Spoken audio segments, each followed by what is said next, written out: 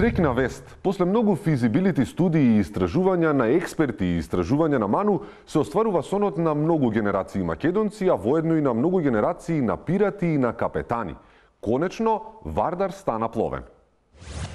Пловен Вардар личеше како дело на фикција или утописка слика до само пред некоја година, но со напорна работа, волја и пожртвуваност, тој со неостварен и Вардар може да се нарече пловна река.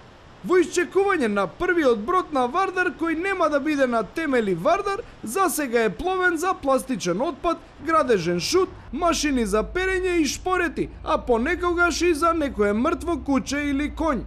Поради овој успех на владата и локалната самоуправа на град Скопје, планирано е да се изгради и седиште на капетанијата во Скопје во склоп на проектот Скопје 2014.